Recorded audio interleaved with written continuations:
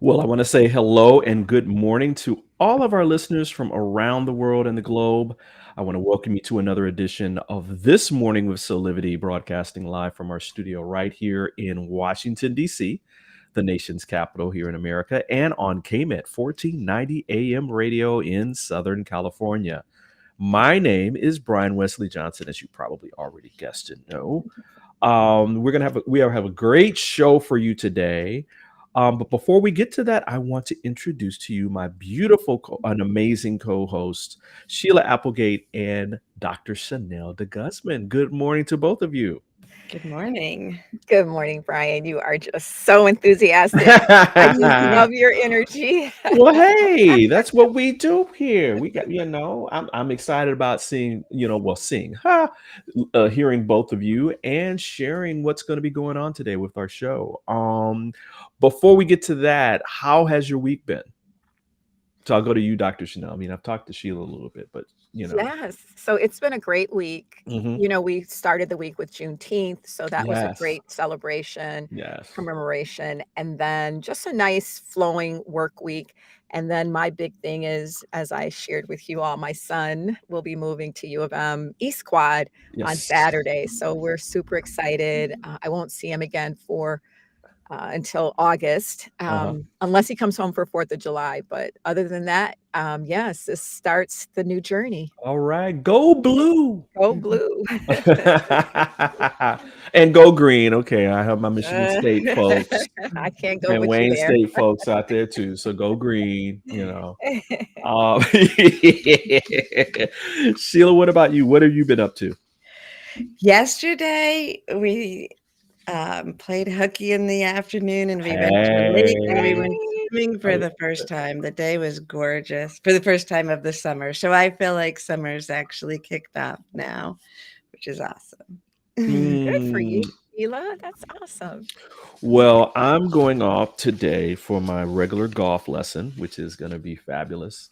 Nice. It's a little rainy here, but as you know, with golf, rain don't stop no show. No, It not can't for al- those 18 holes, Brian. No way, right? exactly. Can't stop, won't stop. But yeah, so I'm looking forward to that, and being with dear friend of mine while we're out there having some fun. So it's gonna be a good week. It's gonna be a good week. As always, listen, before we begin, I want to remind our listeners that, listen, as always, you are part of this conversation.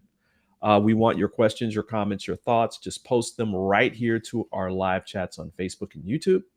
And you can be part of this conversation. We may even have your comment displayed on our live feed so we can get other people's information in here.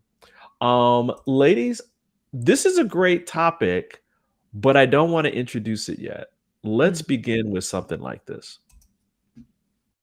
In pop culture are accepted and celebrated for their introversion. However, introverts in the real world don't experience that all the time. Kind of like the opening musical number in Beauty and the Beast, where the entire village is making fun of Belle, introversion can be seen as a problem or social hindrance instead of a quirky attribute. In a society that seems to prefer extroverts, being an introvert can be challenging. Outgoing personalities are praised over soft-spoken and contemplative ones. Schools and our jobs are designed to cater to extroverts. Introverts are often forced to act like an extrovert. But what makes these two types so different? Many people fall on a spectrum, somewhere in between. Yet, we've assumed that these attributes depend on how a person relates to others. But these traits are linked to how you respond to social stimuli. Scott Barry Kaufman of the Imagination Institute explained the differences between how an extrovert and introvert brain engages in the dopamine reward system. Dopamine is a neurotransmitter that awards behaviors and encourages you to repeat them again. In a way, it's also responsible for the habits you create, but I digress. When it comes to introverts and extroverts, an extrovert's brain is motivated by social stimuli, or rewards like food and social status. When faced with these rewards or the expectations of a reward, an extrovert's brain experiences more neurological activity. This activity is pleasant and motivates an extrovert to receive more social stimuli. For an introvert, the experience is different. An introvert's brain is more susceptible to dopamine increases and gets overwhelmed easily. This is why the introvert fizzles out when in social environments with too much stimulation. Introverts do not thrive with healthy doses of dopamine. They prefer acetylcholine. Acetylcholine is a slow-releasing neurotransmitter from the parasympathetic nervous system. It is also the primary reason why someone may prefer a quiet evening at home rather than being at a party. One theory posits that introverts may have more acetylcholine receptors than dopamine receptors. Putting aside neurological differences, neither introverts nor extroverts are better, and there is no such thing as a pure introvert or extrovert. As stated before, we all fall on a spectrum. Some just happen to lean more to either side, and few fall right in the middle. But why is it that we have to choose? Growing up, I was led to believe that being introverted was bad. People around me frequently misconstrued my quietness as shyness. I would often dread parent-teacher conferences because the remarks always were, "She's a great student, but she needs to participate more," as if my quiet temperament was problematic. Teachers and adults encouraged me to be more assertive and outgoing. I knew I didn't have to be assertive to be outgoing, but I made the effort to follow their request. I spoke more during class, involved myself in more activities, and passed as someone who was overly social. In reality, I was tired. It wasn't that I didn't want to be social. I preferred to stay at home reading rather than going out. I ignored my instincts, and without realizing it, I was limiting my strengths. Known introvert, Albert Einstein once said, "The monotony and solitude of a quiet life stimulates the creative mind." A 2016 study shows the relation of acetylcholine in learning and encoding new memories and information. So, when an introvert is in a quiet and calm environment, that's when they'll do their best in profound thinking. Western societies prefer extroverted individuals. Therefore, we assume that the person who speaks loudest has the best ideas. It's because of this bias that introverts are overlooked for leadership positions. But many world-respected leaders have been introverts. Abraham Lincoln, Rosa Parks, Mahatma Gandhi, Isaac Newton, Eleanor Roosevelt, and Charles Darwin. So it is often the soft-spoken person in the room who has the answers. Consequently, introverts make phenomenal leaders. Traits that define introverts, like good listeners and not micromanaging, make introverts good leaders. They give their peers free rein to work through their problems to find their unique solutions. Introverts can be passionate. They just manifest it differently. While an extrovert may be more vocal, introverts usually take the lead when it's something they truly care about. Unfortunately, introverts are forced to succumb to societal pressures. Everything in our society, from mandatory camera-on Zoom meetings to forced group projects, work against introverts. But the world needs introverts as much as they need extroverts. As a society, we should encourage and listen to introverts because their ideas can change the world. Yes, they can. And as you guessed it today, we are talking about, are you an introvert or an extrovert? And what does this all mean, right? What's the real difference, and how can knowing that difference can support you? Well, the first question for both of you is, are you an introvert or an extrovert? Dr. Chanel, what do you think? Well, based on all the tests and assessments we used to take, like the Myers-Briggs, for example, but Right. really just knowing me, I would consider myself an extrovert. I do have an incredibly big spirit. I have an incredibly big expression of that. And I think I've been that way for as long as I can remember. And even just because I've gone through transitions, I've gone from being, even when I was 4 and 5 years old, knowing that I was a big person, and then having that quieted for a period, but then regaining my power. All along, I've known, yeah, that I'm an extrovert. I really draw my energy from people. Even yesterday, I was in a room by myself, waiting for a meeting. So I went to go work at a place before my meeting, and I spent about 3 hours there, and I'm thinking, "Oh my god, this kinda sucks." I'm gonna be honest, and I just thought, "Wow," and I know why. It's because I do draw my energy from others and the expression thereof. Wow. What about you, Sheila? So I am a strong advocate that it is a spectrum, Right. and that a lot of us are not, one or the other. But if we were to use these terms, I would say that I'm an extroverted introvert, extroverted introvert, because Right. I do, when I'm public speaking or running groups, in certain situations, especially when their frequencies match mine, then I'm very social. And I do feel like I get energy from those situations. But when we look at it from the biological aspects that they talked Yes. about on here, Yes. it is so clear to me. And in fact, this conversation today started when I told you, Brian, that I was having an introverted week. Like, Yeah. and it wasn't that I was having trouble being on air.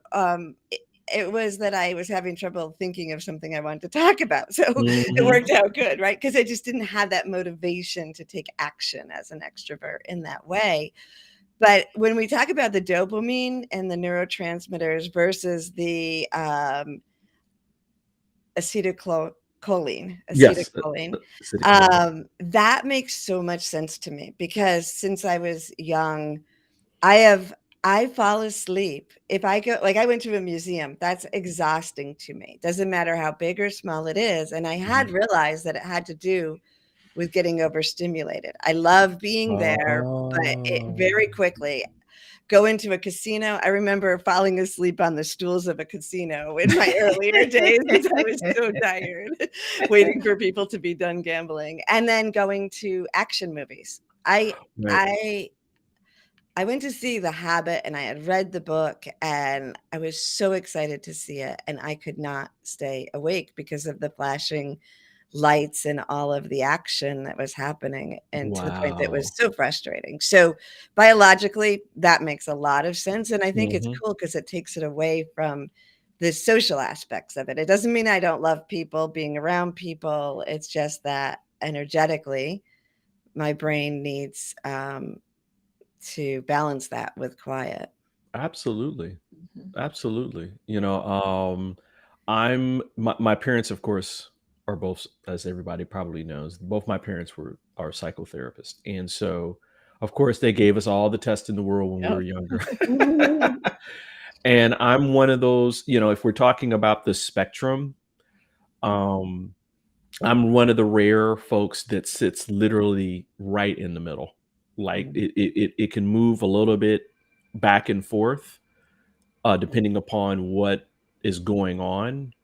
But there are just as many times at which I'm introverted with certain things that I am extroverted. And so, like you were saying, Sheila, one thing that's been difficult sometimes is, again, depending upon who I meet on the spectrum, there can be challenges because there are times at which I can meet somebody who's going through a period of being very extroverted, and I'm very introverted at that point. And we're kind of clashing a little bit. And then there's other times at which that same person is extroverted or less extroverted, and then I'm extroverted, and everything's kind of fine. And they're like scratching their head, like, well, why weren't you like this the other day? Like, I listen, this is just who I am. Which is what I was going to get to. One of the reasons why I really love this topic today is because, we talk a lot about our authenticity, right? And really claiming and being your authentic self.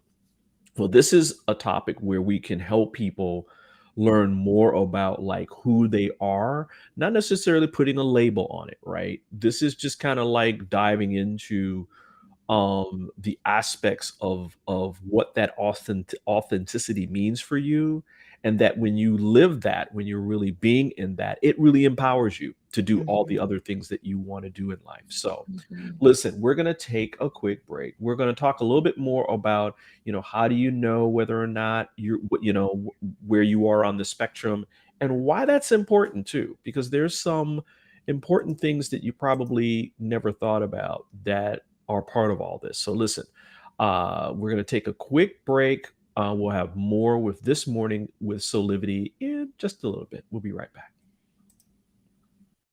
Are you ready to take that first step towards true, unwavering inner happiness? Are you like thousands of people who have everything they need, not want, but need, and still can't seem to find happiness and fulfillment in their lives? If so, the Steps to Happiness show is for you. On my show, you will learn about the principles and practices that lead to true inner happiness. Because guess what? It isn't found in our external environment, but within ourselves instead. Together with my guests, we will explore the latest physical, mental, emotional, and spiritual well-being practices. And together, we'll advise you on the actionable steps you can take towards a happier, more fulfilled, authentic life.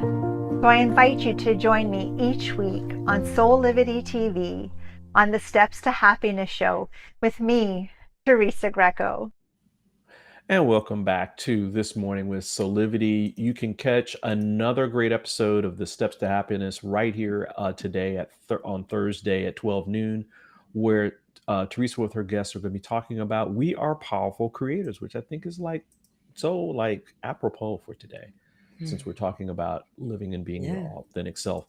We're talking specifically about introvert versus extrovert. What does it mean, and what's the importance of it? Speaking of which, Sheila, I'll go to you first. What have been some of the things that you've learned about yourself, knowing this spectrum of being introverted and extroverted? I think it's about, honoring where I am in each moment and giving myself time. Like yesterday, even when I said that to you, then I was able to be like, oh yeah, that's what's going on. Let's go to the beach, or nobody. Exactly. I also arrange things. So I love to go to festivals and different things like that, but I tend, and Zach is right there with me, which is convenient, but we tend to try, because we can choose our own schedules. So we go when there's less of a crowd to things, so we still do the things, but we don't hit it at the body to body moment. And then I keep myself accountable by telling people I will be somewhere, making plans with multiple people. So when that moment comes, I don't just say, oh, I'd rather stay home now. I've committed myself, because once I get there, I'll have fun. And then to just remember, sometimes I get really excited to be there and then I'm quiet at something. I do think that sometimes people think that I may be a snob or something because I seem so extroverted, but I'm really not great at small talk. I pretty much talk about deep things or I don't talk. That's funny. Oh man. Dr. Chanel, what about you? What's something important that you learned about yourself, learning this spectrum of being introverted and extroverted? Well, Brian, I appreciate the question. Yeah. Can I just reframe the way that we are talking about it? Yeah. So you said introverted versus extroverted. And I'm wondering, maybe we can tease apart that versus. Oh, because yeah. I love that. think that is where we start to get into this societal pressure and the preference in our society for extroverts. And it's starting even with our own language and the way that we frame it, right? So Right. if I may, offer that. Sure. And then for myself, the way that I understand me, so I was giving the example yesterday, I was in this space, perfect quiet space. So if I was writing, writing for my book, perfect. But, I can only do that so long. So I work in a co-op intentionally because there are other business owners here. We have a community. So right now I'm in a silent phone booth and we have conference rooms and things like that, but I need to be in a space where there are other people. So my home office probably lasted a couple months before I sought out the kind of space that would give me the interaction and the engagement so that I could continue to, have that social stimulus. And I know for me, it's really important. And then for, and I don't know if we're going to go into this part, but the whole thing about the leaders, I think being extroverted in some ways does help. Like you come across more confident, you come across more assertive, like, for example, in the interview.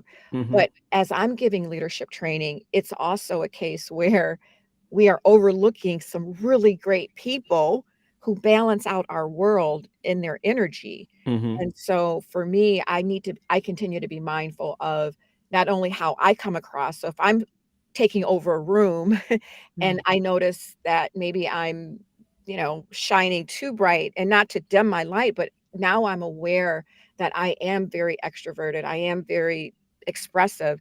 And I try to engage people maybe who are not, as expressive, but Mm-hmm. also honor, like Sheila said, honor that, if you're not matching back my energy, I shouldn't dismiss you. I shouldn't judge you.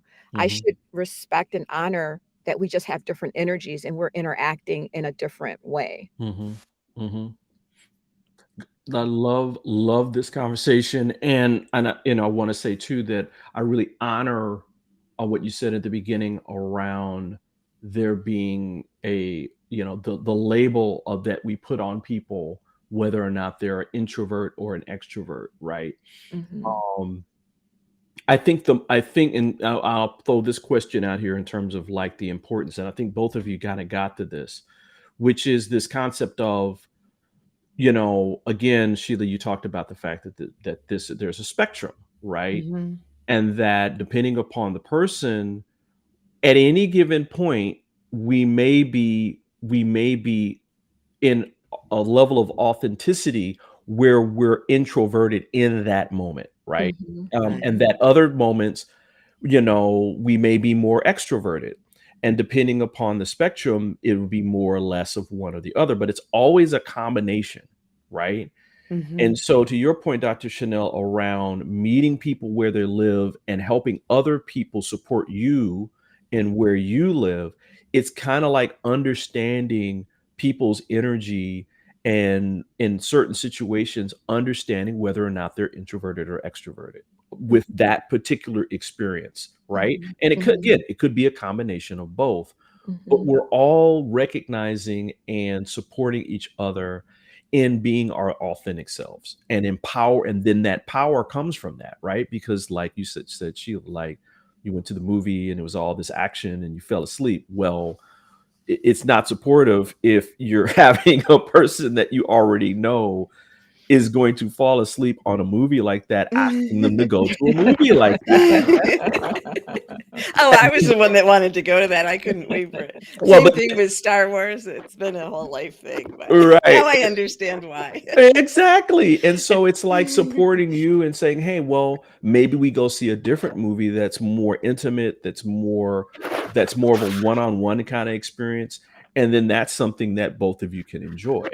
Right. Right. But yeah, it's about respecting and that kind of thing, which I thought was like something that I've come into my own awareness about, and that we're kind of talking today about. So it's really important. Again, it's really important to honor people where they are in a positive way, right? And then using that position that they're in, especially if you're a leader, for strength. Mhm. Mhm. Both, there's so many positive things that can come out of recognizing that, especially if you're an entrepreneur or you're a manager or you're a leader of an organization, or even if you're an employee where you're being supported by a supervisor. Understanding that is so important. And then we're going to talk a little bit about like relationships, but it just makes life easier, I think. Right. Yeah, quickly, Brian, can you Yeah. imagine being a leader and managing everyone the same way, and Oof. not understanding you've got some Oh, introverts? So, well, in terms of your evaluation of them, right? well, I have.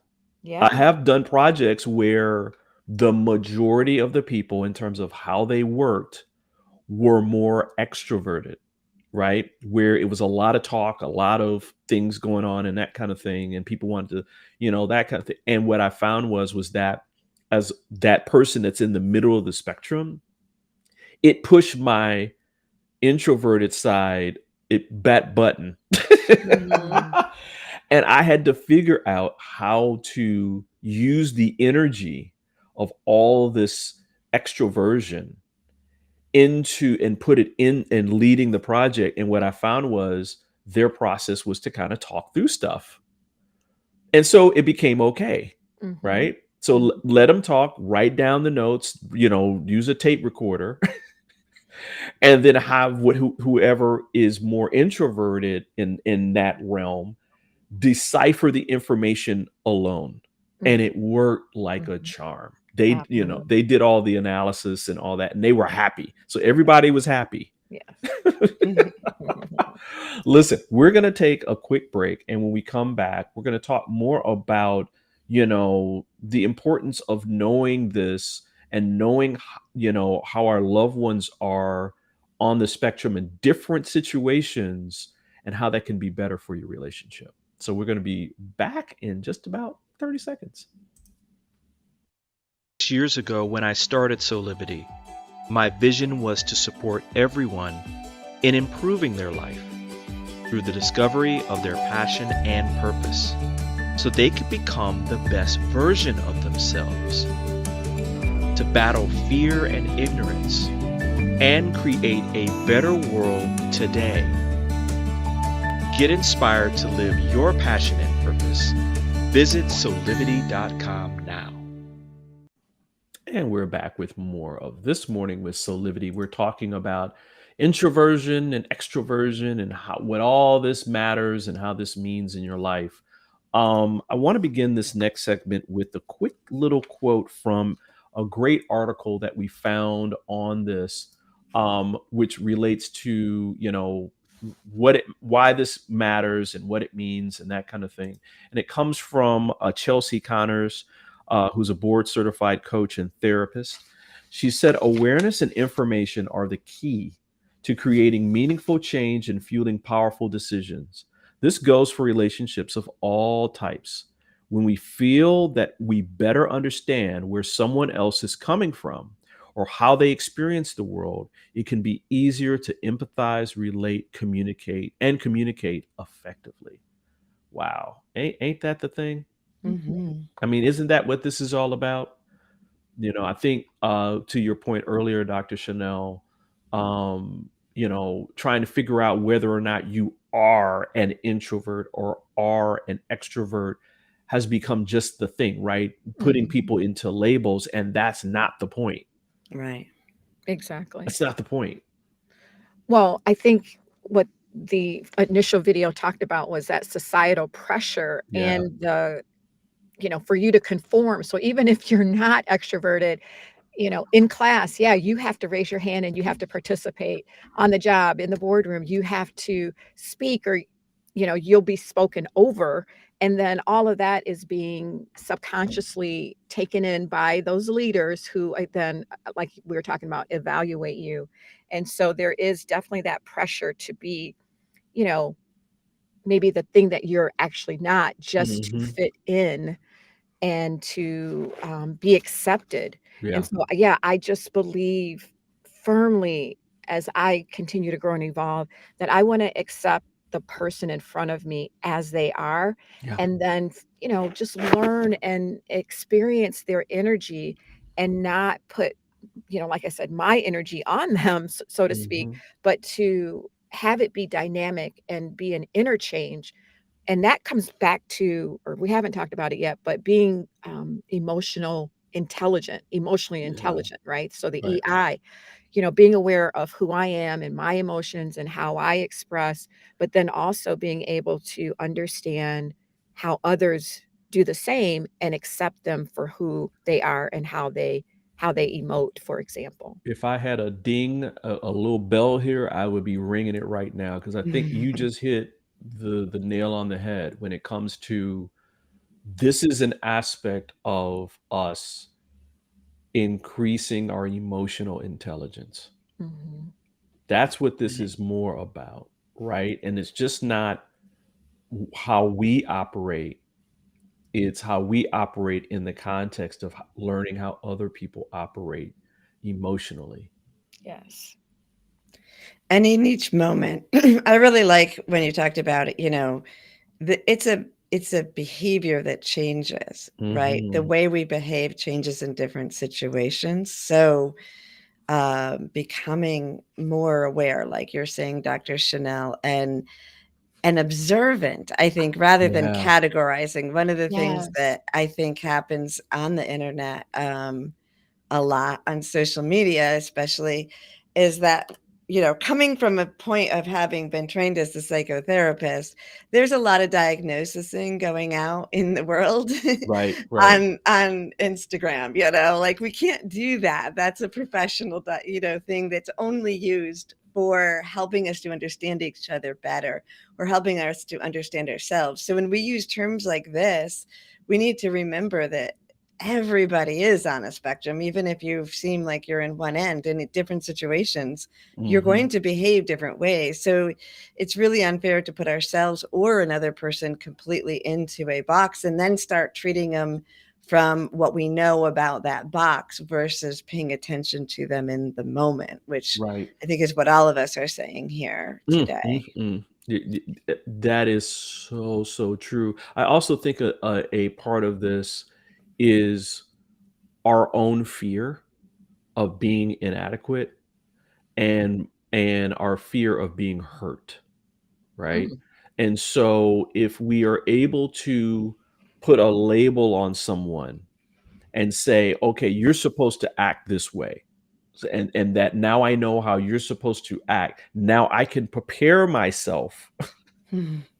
to protect myself from situations where Mhm. I might be put in a place that of discomfort, and now I can blame you, right? Because it's Mm. always, it's a lot of times when we're hurt, we lash out and we want to blame the other person for hurting us, and that sometimes can come from a misguided expectation, right? Mhm. Mhm. And so this is all about like surrender and coming into a place again, part of EQ, where we're just, we're being our authentic self, and we're making the effort to understand other people in their authenticity moment by moment. As you were talking, I just thought of, circling back to Dr. Chanel, you with your son going off to college. One of Yeah. the ways this could be used really well right now would be when picking a dorm partner or a roommate, Oh right? man, Like good Yes. that, point. Good questions point. regarding this on, surveys about that, not necessarily labeling yourself, but do you want parties in your dorm? Do you like a lot of people in there? Do you like your quiet time? Like those are things that if we're living together or partnering up in work, that we should pay attention to, um, so And that we go into those relationships with our eyes, consciously. Yeah. yeah, wide open. And yeah, you bring a good point because in the orientation, Sheila, the question was asked of the students, you need to think about, do you want your dorm room open? Well, Mhm. that's Mm. significant because that means you're inviting people into your space kind of randomly, Mhm. or do you want to, keep your dorm room closed? So I asked my son and he said, well, I want to keep my dorm room closed. Um, and so that might be an example of, just the fact that you want your solace, you want your contemplative Mhm. time, you want the quiet. You don't Right. want just the no and the activity and the energy that's out in the hall and the busyness.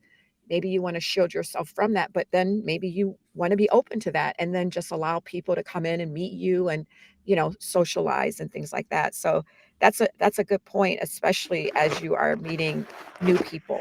Right. Mhm. Right. Mhm. Right. Yeah. Which is another part of this too, where um again we're talking about how introversion and extroversion can help support us in awakening to all of who we are. And maybe we can think about, are we using parts of our spectrum to disempower ourselves, where it's like, oh well, I don't like being around people, so I'm not going to be around people at all. Well, that's Mhm. not you're Right. going to be around people. Right. So you have to learn how to be around people in a way that's supportive to you, and that can help you create the best life that you have in today for today. So, great, Right. And great. the other side of that are Yeah. people that are always keeping themselves busy and in a space Yes. to avoid their own Absolutely. self-reflection. Yes, it goes both both ways for sure. Absolutely. Oh, well, great conversation. Listen, we're going to take another quick break.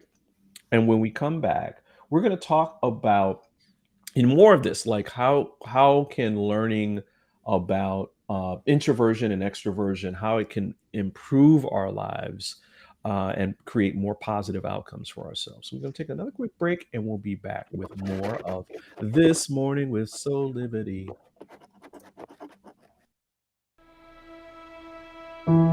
Have you ever asked the question, if I was to be anything, what would I be? Regardless of money, regardless of status,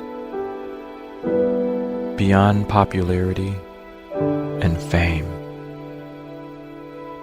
Living your passion, feeling your life has purpose. Soulivity is a space to nurture that which lives in all of us. A place where work can become play, and doing what we love creates the dreams of a lifetime.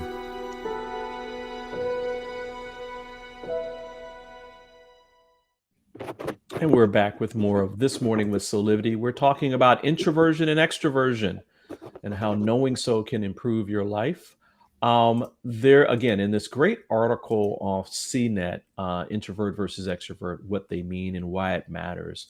I think the title is kind of like a little bit misleading because they're talking more about understanding yourself on the spectrum. Chelsea Connor, who's a board certified coach and therapist who's also been interviewed for this, talks a little bit about how understanding these two concepts can help improve your life. And there's this one great quote that I would just want to say. It says, I believe that the more information we can know about ourselves, what makes us tick, and how we can take care of ourselves is always going to improve the quality of life and overall happiness. I mean, that's so true. Let's talk about this a little bit because, we talked about before, like the reasons why it's important, specifically in like our relationships with people. Is that the only way that this kind of shows up for both of you, or there's some other things? I'm thinking about my relationship to myself, Yeah. and going right into what just happened. Yesterday when I identified to you that I felt introverted, that was the first time I had thought about it. But then I thought I had been really tired, like sleepy a lot Yeah. over the couple days before. And now when we're talking about the way the brain works and how it actually makes me sleepy to be overstimulated, there's been, family graduation parties, people staying at my house, celebrating here. We put the book out, so I've been on multiple interviews, and I just had and then the construction out my window, like all this stimulation. And though I was working like a lot, I also was like so tired. I thought there was something either physically wrong with me or I was being lazy. And as soon as I put it all together, I was like, oh, I'm being perfectly normal. I even went to a museum during all of this, right? Wow. So yeah, it made total sense. And then I didn't have to worry about, is there something going on with my health? What's going on? I was just like, oh no, this is just me reacting, and I'll take a nap and I'll be ready for the next phase. So wow. That was pretty cool. Yeah, I mean, knowing our tendencies, as this life coach says in this article, says knowing our tendencies can help us find a better equilibrium when we're off center, which is exactly what was happening for you over these last few days. And I know for myself, I can have a swing, a quote unquote kind of swing where I might be a little bit more outgoing, and then the next morning I'm like, okay, I've had enough of that. I'm gonna go out into the garden and I'm gonna work the garden today. Yeah. Well, I Or think yeah. Go ahead, Tasha. yeah, Brian, I think it's like what you're saying, there's a balance, right? And Mm-hmm. we know, our bodies know, our souls, our spirits know when we've gone maybe on one side or the other, because I believe we have a center, right, of Mhm. our true selves and what's good for us. And when you're saying, is it beyond just the relationships? Yeah, I think like Sheila, the relationship with myself, I'm thinking more of that growth opportunity. And so when even though I'm extroverted, when you go into a new room with new people, for example, I'm a business owner, so I go to networking events. And when I go, I can do it, right? I can turn it on and I can engage and all of that. Mm-hmm. And then Mm-hmm. when I leave, I'm thinking, "Whew, I'm so glad that's over." Right. But Right. you also need to stretch. We need to continue to grow and evolve. Mm-hmm. And so we do need to put ourselves in situations that might make us feel uncomfortable, especially when, like, as a business owner, there might be some opportunities there for me. And so Exactly. if I were not to go because the thought of engaging and the thought of being on is just not what I want to do. I'd rather be at home, on the couch reading a book. Well, that's fine. But are you missing opportunities for one aspect of yourself versus another? Likely, or conversely, if I'm always out networking and I'm not in the office Right. Right. quietly maybe working on a proposal or quietly making prospect calls, right? That's going to also interfere on the other side. And so there always has to be a balance, right? There's always two sides of a coin. And I think we need to see where we are and continue to see what makes us uncomfortable and maybe consider leaning into that on occasion so that we Mm-hmm. can Mhm. grow and stretch. And I will just give you a quick example. Back to my son when he was exploring high school or schools to go to. Actually, this was for middle school. He had an opportunity to go to a conservative type school, which is where his comfort was. And then he looked at a more liberal school. And as it turns out, he ended up going to the liberal school. And we kind of encouraged him to do that because he needed to grow. He needed to get out of his comfort zone in that conservatism. And yes, it might be his dominant area, but now his whole world has opened up in terms of Mm. experiencing a completely different energy, a completely different environment. And so I think it's just important to know where we are and how we can continue to grow and stretch and lean into those things that might make us uncomfortable. Absolutely. Right. Absolutely. And again, this is all going back to, living, from our point of authenticity, understanding ourselves deeper, better, more thoroughly, and then picking and choosing those aspects where we know based upon that information, that because that information is key, right? The information awareness around, hey, if I'm going to be successful, here's some areas where I can kind of push the boundary a little bit, Mhm. and kind of move myself forward in life, to to the successes that I know that I can reach. Great conversation today on this. Yeah. Listen, we're going to take another quick break, and when we come back, we'll have some final thoughts from everyone. 6 years ago, when I started Soulivity, my vision was to support everyone in improving their life through the discovery of their passion and purpose so they could become the best version of themselves, to battle fear and ignorance and create a better world today. Get inspired to live your passion and purpose. Visit soulivity.com now. And we'll do some final thoughts. Sheila, I'll go to you first. I'm thinking that as we've had this conversation, to me, it comes down to the more we understand ourselves, and this whole spectrum of behavior and biology that is affecting the spectrum from being very introverted to very extroverted, we can show up consciously in each moment for Mm, ourselves and for others. And with that knowledge, we can just apply it without having created a checkbox, but use and draw from that knowledge to be as supportive as we can in each moment. I love that. Love that. Dr. Chanel? Yes, Sheila, show up consciously. I have a saying, yeah, I want to be present to the person in front of me. And I don't want to have those preconceived notions, those biases, those check marks or those check boxes, as you mentioned, Sheila. I want to take them for who they are. And I also want to be received in terms of who I am. So maybe we can just all be who we are more fully, but also opening up and allowing or leaning into spaces that might make us feel slightly uncomfortable so that we can get to know other people, better understand other people, and have more meaningful and deeper connections with people. Love that. Love that. My final thought's gonna go to this one little quote from this article um, from the Federation of European uh, animal veterans. It's this woman who wrote this article, and she came into the awareness that she's more introverted than extroverted on the spectrum. And she says, I'm an introvert, and like other introverts, I feel more of a connection to animals than people. They are a lot less complicated, and I don't get into small talk, barring the occasional baby babbles to a cute puppy. Also, the introverted traits of quiet persistence, extended solitary study, and being detail oriented are the exact traits that are selected for in a vet school selection criteria. It was a revelation to me to find out about introversion and extroversion and realize I'm strongly introverted.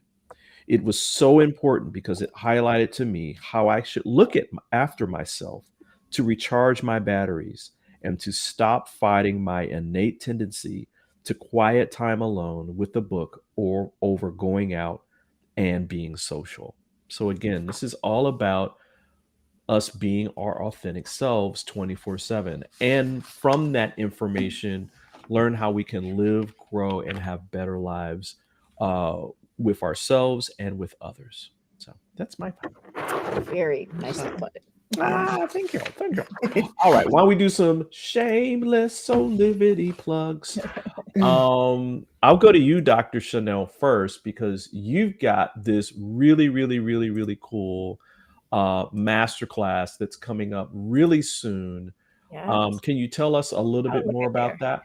Yeah, so I invite everyone to join me on this Saturday, the 24th at 11 a.m. Eastern Standard Time for an hour. We're going to talk about stop settling for the good life. Hey. And that all that means is that we're going to, be thankful for the goodness in our lives, but see, is it preventing us from getting to our greatness and what we really want? Or have we been co-opted and borrowed other people's dreams and aspirations? We want to get you to your dreams and aspirations and get over the fear, uncertainty, and doubt that might be getting in the way. So please join us. All right. I love Nice. it. Love it. Love it. Love it. Love it. Love it. Love it. Love it. And of course, you've got your ongoing Yes. complimentary coaching sessions going Yep. on. Thank you, Brian. And yes, even after the masterclass, before the masterclass, always open to a tea chat to talk about you specifically and how I can help move you past where you are in terms of where you want to go. All right. Love it. Hey, I see with these shameless but great plugs here. Thanks, Brian. Let's talk about this great new book that you've got that you're and Zach are part of, Sheila. Yes, Zach, my partner Zach and I are co-authors in the Energy Healers Oracle Tools for Total Transformation. It came out last week, I think, and is already an international bestseller. So that's exciting. There are 20 master healers from around the world, each sharing one of their healing modalities and how they work to help you transform your life. I love it. I love it. And of course, you've got the Soul Connection sessions that are going on here. Absolutely. And for everyone on Soulivity, if you use the code SOUL23, you will get $44 off your first session. Those are custom designed for you. We take a moment to see what it is that you want to do in connecting deeper to your soul and to loved ones. And from that point, we utilize all my skills and gifts to support you in taking that next step. Ooh-wee. See, I love these shameless plugs. I'm going to do one go back for you, uh, Dr. Chanel, because you also have a fantastic book out. Oh, thank you. And so I want to just make sure we do a shout out for Yes. that. Come back to yourself, love life, live free. Hey, whoop, whoop, whoop, whoop. That's how we do it. And you can buy that on Amazon. We're going to include the link for people so that they can go out and check that out as well. I have a shameless plug today about some new exciting news for Soulivity itself, where a new Soulivity.com is coming to you shortly. In about 2 weeks, we're going to be launching a new platform that's going to blow your socks off. So we want you to enjoy that, bringing more features to everyone, more great content as always, but just, trying to improve and evolve what we do here so that you can live your best life today. So just a little something that we wanted you to know about.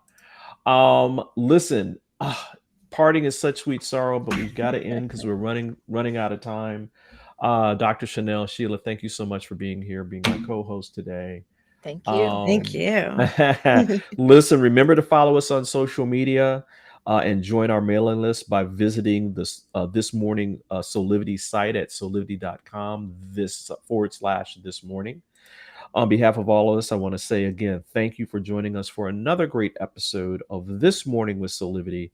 Of course, we want you to come back and join us every weekday at 8 a.m. Eastern for our live broadcast, Monday through Friday, or you can listen to us at 9 a.m. Pacific time, Thursday and Friday on KMET 1490 AM radio for all of you guys on the West Coast. Listen, until next time, keep having real conversations with passion and purpose that empower you to create a life full of high quality living today. And on behalf of all of us, Dr. Chanel, Sheila, and myself, we will see you next time. See you later.